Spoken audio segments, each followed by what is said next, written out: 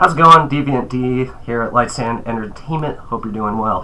Finally had the chance to see Arrival, the latest flick from, and forgive me, I'm going to screw up this dude's name, Denis Villeneuve. Like how I tried to do like a French to make it sound more right. Yeah, I probably screwed it up. So I'll just call him Denis. Anyway, it's his latest flick. This is the guy who made Sicario, Prisoners, and he is the director for this year's sequel to Blade Runner 2049. So he's quite the prolific talent that's working a lot lately. I heard a lot of good things about Arrival, his latest picture, before I saw it, and it's one of those flicks that, for me personally, completely lived up to the hype. This movie is fucking amazing. I know it's the beginning of 2017. There's a few other flicks I need to catch up on before I can do like a definitive top 10 of the year for 2016.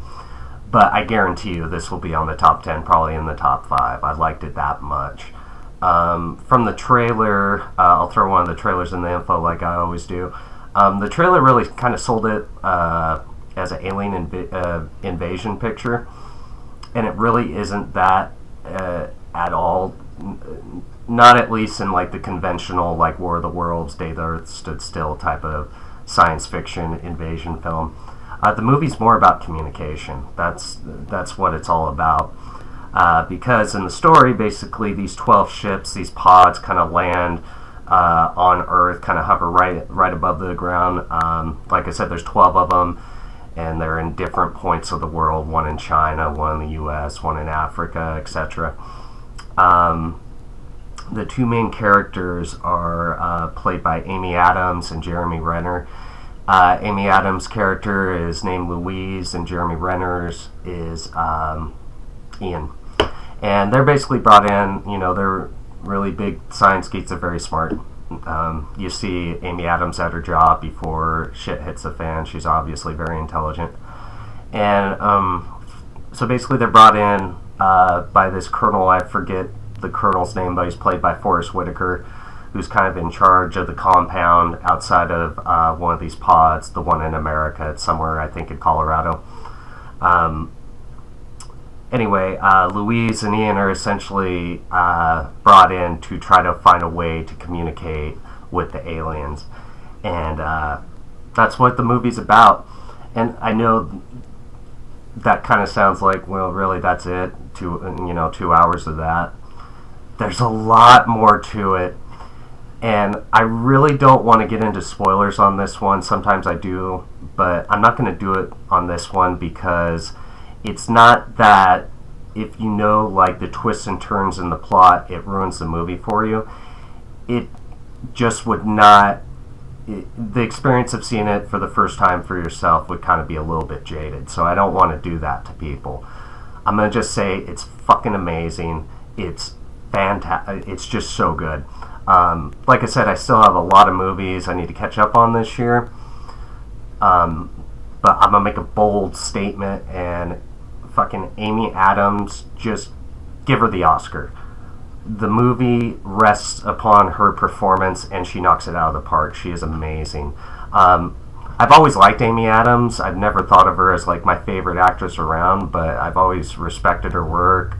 She always does a great job in anything I've seen her in.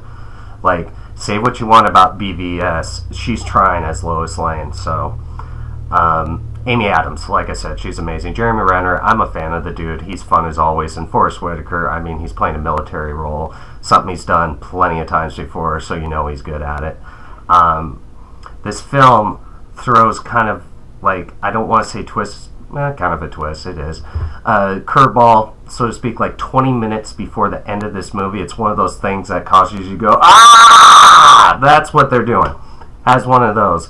Even though, and I don't mean to sound like a total film snob here, I kind of saw where they were going, like, twist came into it. There was this one specific scene between Amy Adams and her daughter, and I'm like, oh, are they going this way with it? And sure as shit they did. But it was still awesome, and it's totally justified. And the coolest thing is, the mark of a good twist is it immediately makes you look at everything that came before it in a new light that's completely justifiable either way. Like to look at it either way, blind or when you know it. I mean, that's the best type of magic trick that a writer or a director can do. Like, fucking show you all their cards, you see everything, and then later on they're like, ah ha ha, see, it was this card right in front of you the whole time. Like I said, really good writing on this picture. Once again, for Best Original Screenplay, I forget the screenwriter. I feel sorry for any script that's going up against it because it is just so tightly, like, well written. The writing really stood out to me. But anyway, discover this picture for yourself. It's still playing at a handful of screens out there. It came out in November. Like I said, the wife and I finally just saw it a week ago. Totally worth seeing. Go see Arrival. Anyway, Deviant D, Lights and Entertainment.